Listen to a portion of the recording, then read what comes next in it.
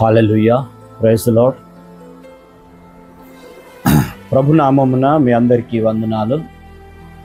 ఈ సమయం మందు కొన్ని మాటలు దేవుని యొక్క వాక్యం నుండి మనము చదువుకుందాము. ఇక్కడ చూస్తే అపోస్తుల కార్యములు 2వ అధ్యాయము 41 వచనము 42 వచనాలు మనం చదువుకున్నాం. కాబట్టి అతని వాక్యము అంగీకరించిన వారు బాప్తీసము పొందిరి. ఆ దినమందు ఇంచుమించు 3000 మంది చేర్చబడిరి. ఏమంటున్నాడంటే, పేతురు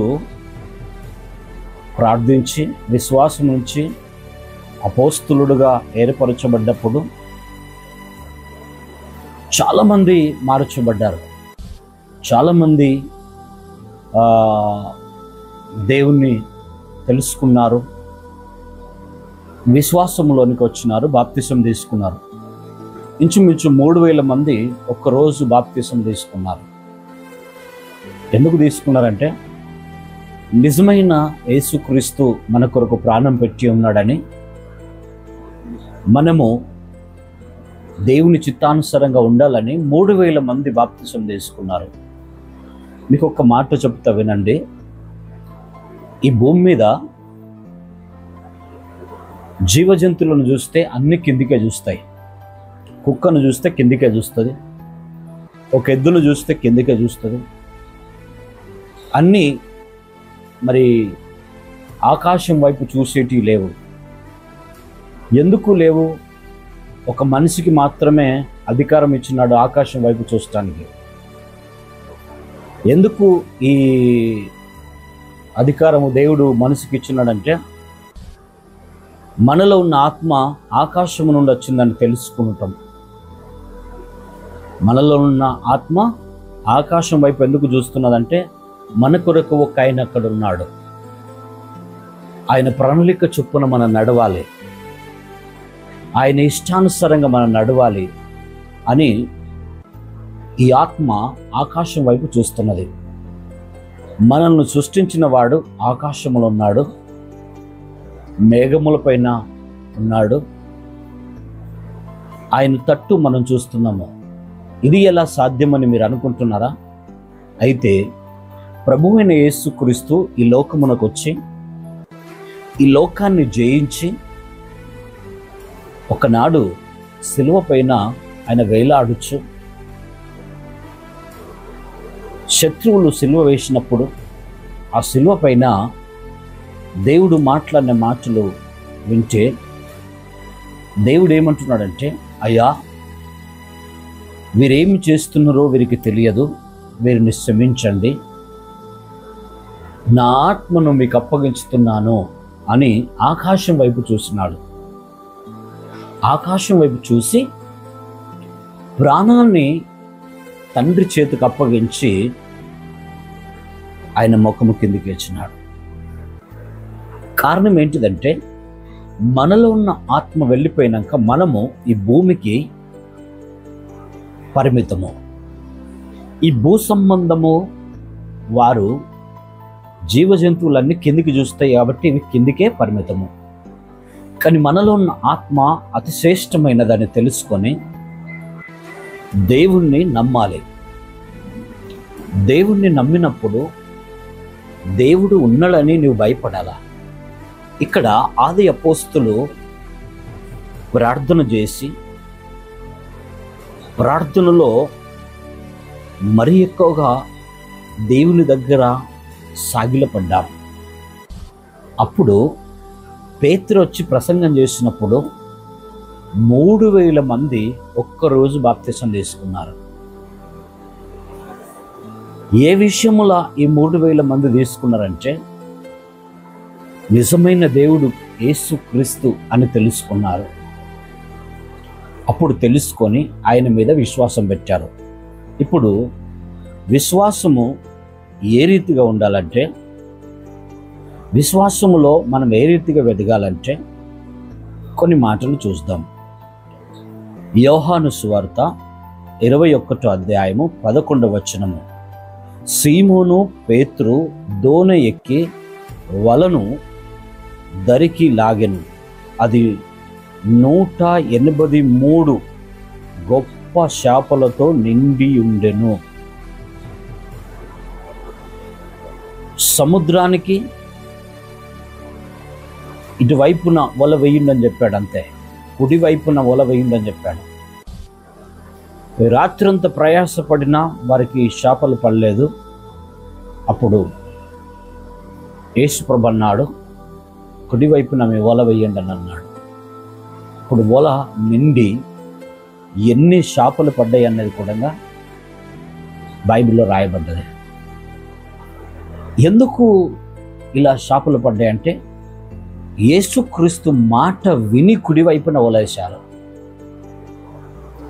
రాత్రంతా కష్టపడ్డా, దినమంతా కష్టపడ్డా వారికి ఒక్క చేప పడలేదు. సముద్రం ఎంతో పెద్దది. గలిలయ సముద్రం అంటే పెద్దది. ఆ సముద్రములో అనేక చేపలు ఉన్నా వారికి పడలేదు. నువ్వు అనుకుంటున్నావు నీ తెలివి ద్వారా నువ్వు ప్రయాసపడితే నేను ప్రయోజకుడిని అవుతానని అనుకుంటున్నావు కావచ్చు. కానీ దేవునితో కనెక్ట్ లేకుంటే ఏది సాధించలేమండి. యేసు ప్రభుతో కనెక్ట్ ఉంటేనే అన్నీ సాధించగలుగుతాం. సీమోను పేతురు భారముతో కష్టపడ్డారు, దేవుడు లేకుండా కష్టపడ్డారు. అప్పుడు వాళ్ళకు ఫలితం కాలేదు. కానీ ఎప్పుడైతే యేసు ప్రభు వచ్చి మీరు కుడివైపున వల వేయండి అని అన్నప్పుడు, వల వేసినప్పుడు విస్తారమైన చేపలు వారు చూశారు. ఈరోజు వాక్యము చెప్తున్నప్పుడు మీరు విని దాని ప్రకారంగా మీరు విశ్వాసము పెట్టి నడిస్తేనే కదా మీకు ఫలితము ఏమిటన్న తెలుస్తుంది. అలాగా తెలుసుకోలేకపోతున్నాం, అలాగా నడవలేకపోతున్నాం. ఎంతకాలము నువ్వు మందిరానికి వచ్చినా దేవుని మాట విని నడిస్తేనే నీకు ఫలితం ఉంటుంది. యేసుక్రీస్తు ఏదైతే చెప్తున్నాడో ఆ మాట వినాలి, ఆ మాట ప్రకారంగా నడవాలి. నీ విశ్వాసం పెడితేనే నీ జీవితంలో కార్యాలు జరుగుతాయి. పేతురు యోహాను ఒకరోజు మందిరానికి వెళ్తుంటే పుట్టినది మొదలుకొని కుంటివాడు అక్కడ ఉంటున్నాడు. వాడిని చూసి, మా దగ్గర వెండి బంగారాలు మాత్రం లేవు కానీ నీకు ఇచ్చటానికి ఒకటి ఉన్నది, అది నీకు ఇవ్వగలుగుతామని అంటే నువ్వు తీసుకుంటావంటే ఆయన సంతోషం కొద్ది సరే అన్నాడు. మా దగ్గర ఉన్నదంటూ ఏంటిదంటే యేసు నామం ఒక్కటే ఉన్నది. నజరేయుడైన యేసు నామమున నీవు లేచి నడవాలని అన్నారు, అంతే. ఈ నామమును మనం దానం చేయాలా, యేసయ్య నామమును దానం చేయాలి. ఈ 3000 మంది మార్చబడుట కారణం ఏంటంటే యేసు ప్రభును ప్రకటించినాడు, యేసు ప్రభు మేలులను అనుభవించినాడు. సీమోను పేతురు యోహాను వీరు దానం చేసినారు. ప్రజలకు దానం చేస్తున్నప్పుడు ప్రజలు మారటము ప్రయత్నం చేశారు. మారటము ఒక జీవితాన్ని మార్చటం ఎలా అంటే నువ్వు దానం చేయాలా. నీ దగ్గర ఉంచుకోవద్దు, నీ దగ్గర ఉన్నదాన్ని దానం చేస్తే వాడి జీవితం మార్చబడుతుంది, వాడు బాగుపడవుతాడు. అలాగా నడవటానికి ప్రయత్నం చేయాలని దేవుని వాక్యము సెలవిస్తుంది. ఈరోజు నువ్వెన్ని ఆత్మలు దేవుని మందిరానికి నడిపిస్తున్నావు? ఈరోజు ఎంతమందికి ఈ వాక్యాన్ని దానం చేస్తున్నావు? ఈ వాక్యాన్ని నువ్వు విన్న మాటలను ధ్యానం చేస్తున్నావు? ఎంతమందికి పంచిపెడుతున్నావు ఈరోజు? అది దేవునికి ఇష్టమైన పని. నువ్వు కడుపు రింపుకొని ఇతరులకు కూడా కడుపు రింపాలా. నువ్వు మేలును అనుభవించి ఇతరులను కూడా మేలులు అనుభవింప చేయాలి, అవునా కదా? ప్రజలు నిన్ను చూసి సంతోషపడాలా. ఇది ఎలా జరిగింది ఈయన జీవితంలో అని తెలుసుకోవాలా. పేతురు విద్య లేనివాడు వెళుతూ ఉంటే రాజుల సతం వీళ్ళకి ఇంత తెలివి ఎక్కడి నుంచి వచ్చిందిరా అని అడుక్కున్నారు. ఆశ్చర్యపడ్డారు, యూదులు ఆశ్చర్యపడ్డారు వాళ్ళని చూసి. నిన్ను చూసి అలా ఆశ్చర్యపడాలంటే నువ్వు దేవుని వాక్యాన్ని వినాలి. విని దాని ప్రకారంగా నడవటానికి ప్రయత్నించాలి. లేదు ఈరోజు వింటాము, భారం కలిగి మందిరం ఖర్చు వింటావు. నువ్వు బాగుపడాలి కదా, నువ్వు బాగుపడితేనే కదా నీ జీవితం బాగుండేది. ప్రజల దృష్టిలో మంచివాడుగా జీవించాలని దేవుని వాక్యం సెలవిస్తుంది. బాధలు వచ్చినప్పుడు, కష్టాలు వచ్చినప్పుడు దేవుడు కావాలా. సమృద్ధి ఉన్నప్పుడు, డబ్బు ఉన్నప్పుడు దేవునికి దూరం ఉంటావు, దేవుని మందిరానికి రావు, దేవుని వాక్యాన్ని వినిపించుకోవు, దేవుని వాక్యానుసారంగా నడవవు, ఇహలోక సంబంధం అయిన వాటినే ప్రేమిస్తావు, ఇహలోక సంబంధమైన వాటి కొరకు పరిగెత్తుతావు. నీ తెలివి ఏం పని చేస్తుంది నువ్వు ఆలోచించు. సీమోనుకు పేతురుకు చేపలు పట్టరాదా? మరి వల వెయ్యరాదా? ఏ దరిన చేపలు ఉంటాయని వాళ్ళకు తెలియదా? తెలిసే అన్ని ప్రయత్నించారు, కానీ ఒక్క చేప వారికి పడలేదు. నువ్వెంతో ప్రయత్నం చేస్తున్నావు, ఎన్నో జాబులు చేస్తున్నావు, ఎన్నో కంపెనీలకు వెళ్ళి ఇంటర్వ్యూ ఇస్తున్నావు, కానీ నీకు జాబ్ రావటం లేదు.